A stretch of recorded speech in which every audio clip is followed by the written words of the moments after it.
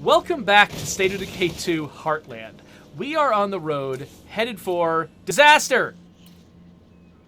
No, we're headed for Chavez. Chavez just made a call. He's just ready to give up. He needs some help and love and support. And somebody to come and meet him at his weird little cave. So that's what we're going to do. We're going to meet Chavez at his weird little cave, see what he needs. Unfortunately, I've got a completely full inventory. I would love to be able to drop off some stuff. You know what? There's an army medical tip. Excuse me, Chavez, just a minute. Don't go away. I'm not going to go far. Let me see if I've got the influence to claim this out as an outpost, and then I can drop off a bunch of this stuff.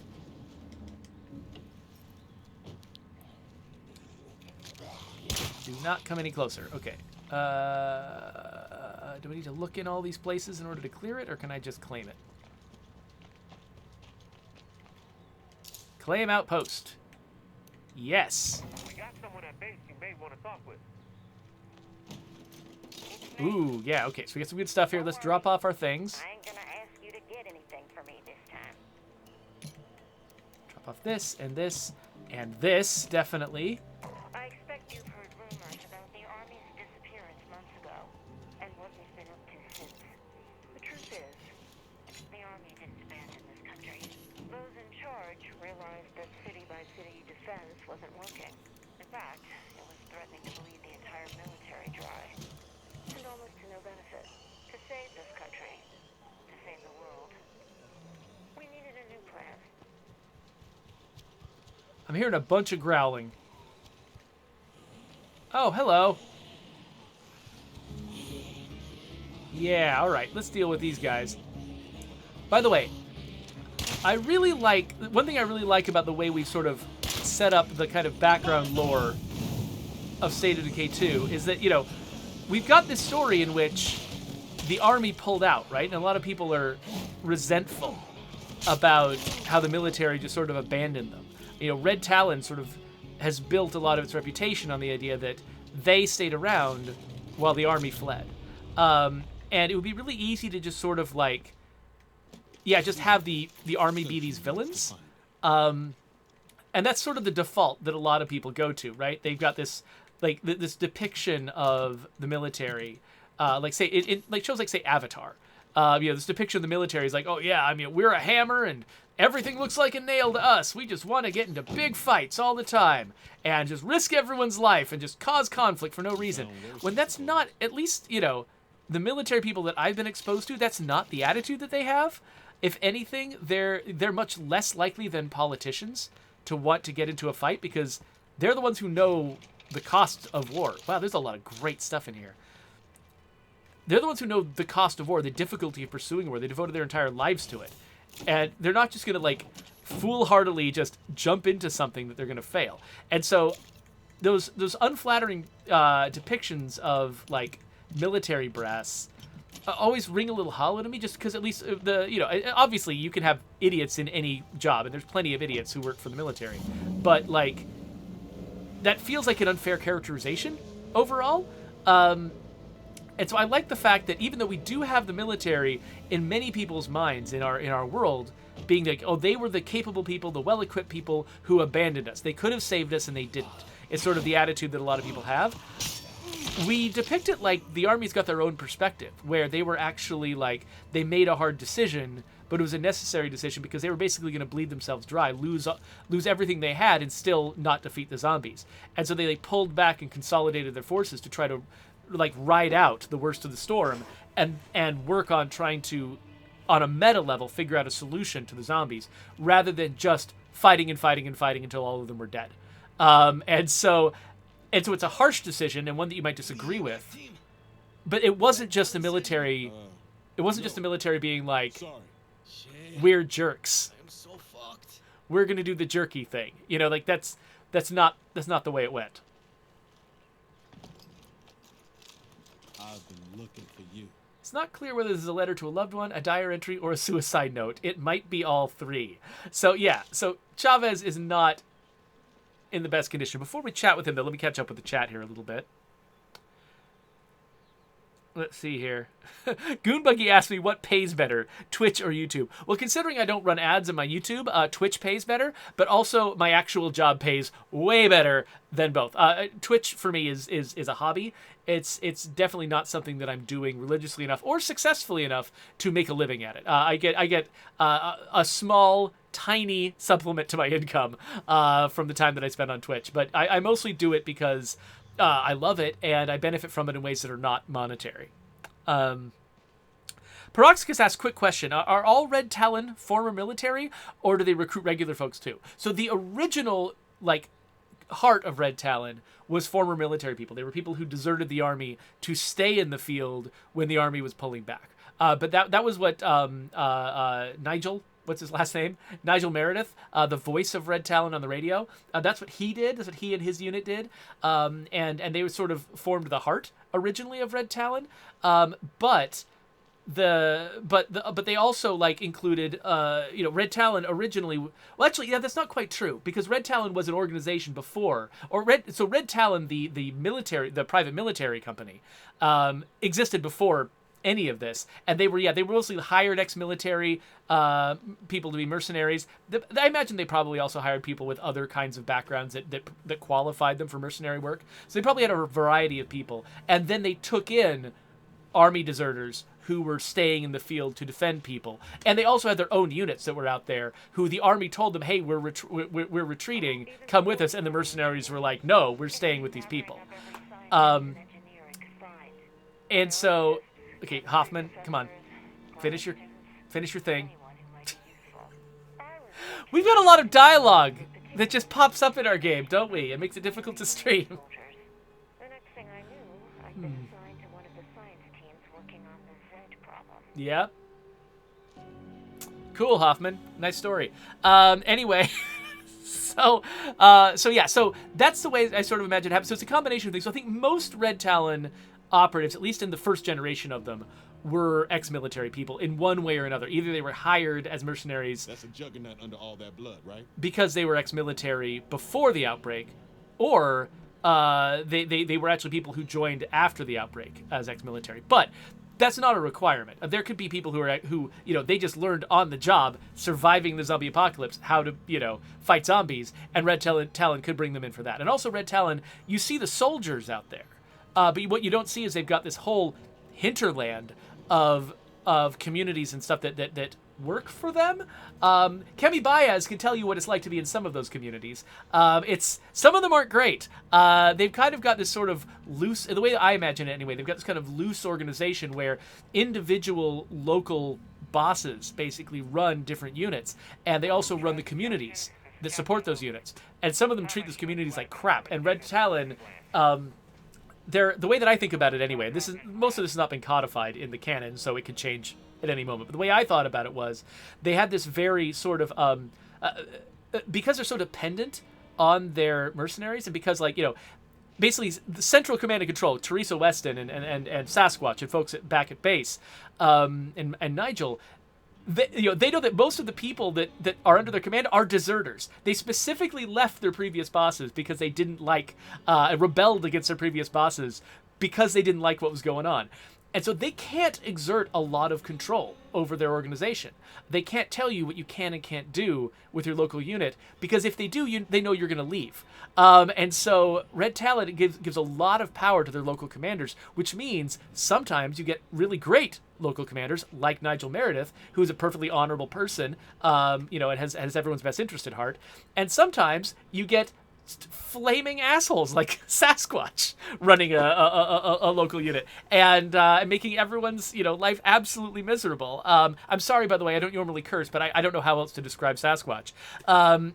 So it's just, Red Talon is not the good guys or the bad guys. They are a mixed bag of guys, and you just can't.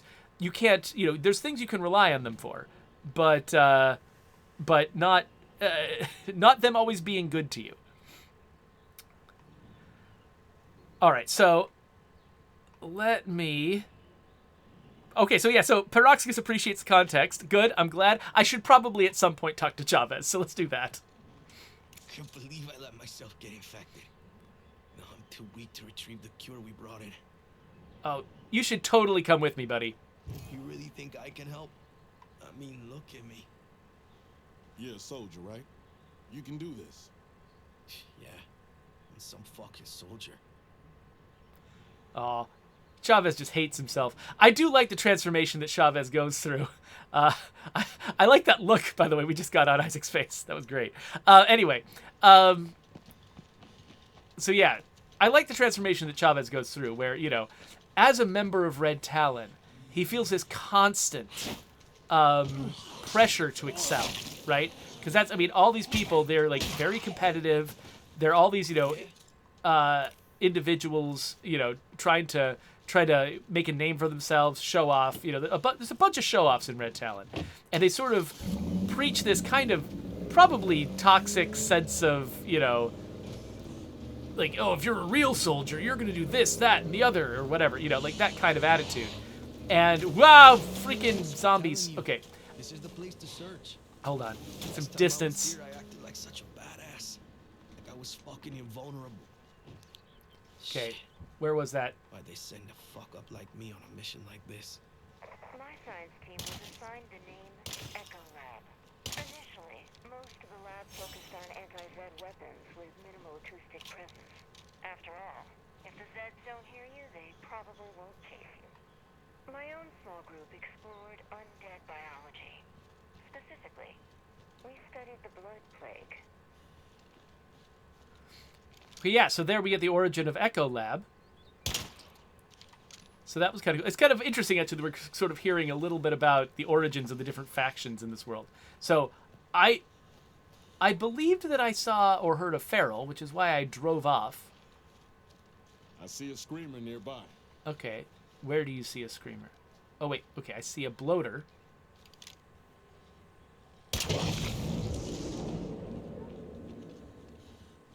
The screamer was nearby, but I could have sworn I heard a feral galumphing at me, and that's why I drove away. But I'm not seeing it now. There's a screamer.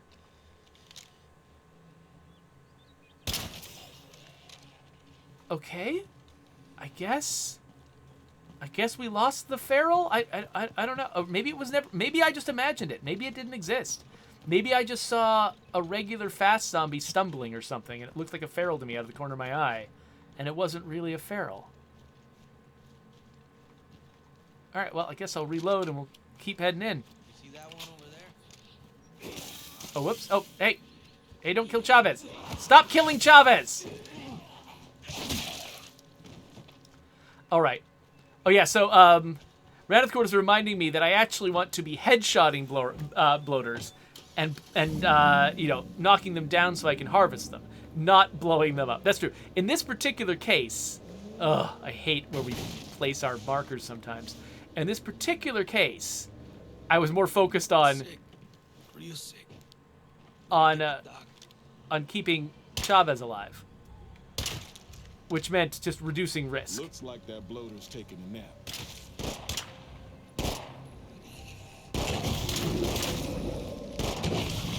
Okay, so oh, there's his team. Place is great. I can't imagine being anywhere else. When Isaac said it looks like that bloater's taking a nap, I thought he said it looks like that bloater's taking meth, which is not what he said. But I was like, what? An emaciated bloater? All right, let's let this thing clear out. Oh. I'd really like not to get Chavez killed. So I'm going to fire a bullet straight through his neck. That's what I'm going to do. Okay, I think... Was it up here? I'm trying to remember where we put this. There we go. Hey, Chavez. You got it? Yep. Feeling real bad here. I'll remember this day, amigo. Is he going to use the cure? Did he use it? He just went down the... Let's just say he used it. He doesn't look like he's sick anymore. Is he in the community already? Nope. I think I got to take him home. Let's look around in here, though. The reason I emptied my inventory at the beginning was because I wanted to see what was in here Well, not nothing. and be able to take things with me. Jackpot. Ah, there we go. Jackpot indeed. I can feel this fever coming on. Uh-oh. Be careful. I can't tell if that means he's got full-blown blood plague or... Okay, no. It doesn't look like it. Or maybe we're probably overriding his normal stuff. We were protecting some tech nerd who was like fixing a satellite or some shit. So I asked him what his unit was doing here, and he basically described Daybreak, which I don't know, I think was kind of amusing to me. Basically, you know, if you've played Daybreak, you've seen a lot of Red Talon missions fail, and so Chavez was one of the ones that didn't go that well. Okay, so I'm gonna grab this and this, and I can't carry anymore, so we'll take him home, and we'll just have to remember this spot. Come back to it later, because I mean there's bodies to search, there's all kinds of stuff, but we are full up. So let's head back home. And I also want to recruit this guy. Make sure that he's actually in good shape before I just assume everything's fine. Orthouse is excited about the 50 cal that I found. Oh, you a weird one, essay?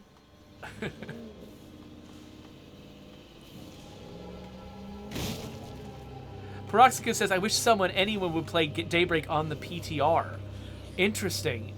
Is it because there's something wrong with Daybreak on the PTR? Is it broken? Or just you play primarily on the PTR and you wish someone would play Daybreak on it? We had scattered reports of similar infections after the outbreak. Plague zombies didn't appear for quite some time. Were the Zeds evolving somehow? Was this a natural development or something artificially induced? Questions like those kept me and my team very busy, I can assure you. Oh, folks are reminding me that, of course, if he's in my community, then I can use Chavez. It said to use Chavez as a camel. Except I don't think he's technically in the community yet. I don't think I can check his inventory yet. Not until I get him home. So yeah, I could have done that if he was a normal follower, but I don't think I can under these conditions. But we're in a weird zone right now because what happens? I don't know what happens if I quit the game right now. I know that was a thing I had to worry about. So I probably solved that problem. I'm not sure exactly how, though. Like, maybe... Did we make Chavez an ally right now? Like, does he show up as a... He shows up as a... Oh, that's the doctor's outpost. Does he show up at all as an outpost? There he is. Oh, he's neutral. Oh, excuse me. Oh, no, Chavez!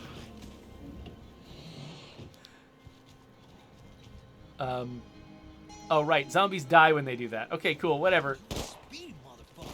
Oh, crap! Yeah! Damn, nice place you got here. We're not at my place yet. My last bullet. My last bullet took it down. Okay, okay. Let's go. Let's go.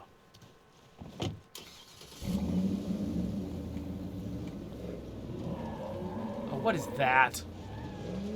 Why is there a juggernaut nearby? The rules are simple. Take a bullet, leave a bullet. You don't know how much this means to me. Don't you worry. No way I'm gonna let this crew down. I hope you don't mind me showing up like this. I kind of feel weird about it. It's Reba. What's up, tough guy? Hey, Reba. Look, you folks are probably my last chance of having any friends out here. I've burned all my other bridges. Yeah, of course, Reba. We want you. Thanks. I know I'm not the easiest to live with sometimes, but I'll make it worth your while. It's not much better than 3 hots and a cot, but it's home. All right. We kind of accomplished what I wanted to. We got Chavez and Reba into the community. Got a bunch of resources, too. Cupboards are now full. Drop all this crap off.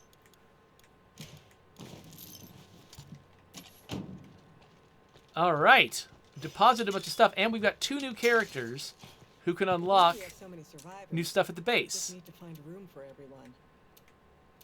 So where was it? You said utilities. something.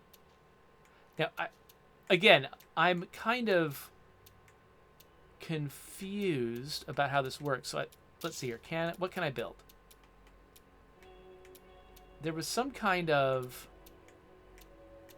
utilities. Oh, utilities complex. There it is. Okay, so I need circuitry and materials, and I don't have enough of either. So I can't build that. And then does Reba build something, or does she just provide something? I'm trying to remember. Like, does she upgrade the kitchen or something? There we go. Upgrades the kitchen to a hunter's kitchen. That one I can do. We'll do that right now. And we can install... Okay, we've already got... Which kind of ammo press is this? Handgun press. And we've also got a rifle and heavy-duty ammo press. I think I want to install... Oh, can we upgrade this? Not yet. I am way low on materials, so I need to go get some materials. Okay, yeah, so I'll worry about figuring out where we can install those. Actually, wait a minute. What does this do? Okay, yeah, so I don't think I need that drill press. I think I'd rather install rifle ammo press. What do we have? What do we have? Let's have a look. What do we need to be able to fire? We've got a 50 cal and a grenade launcher. We've also got some things that fire 7.62 and 5.56. So under normal conditions, I'm mostly going to be firing this stuff. So I'll install the rifle ammo press, but it's good that we have the heavy duty ammo press so that we can install it if we need it at some point. Somebody in the chat was definitely saying that they rely on the 50 cal.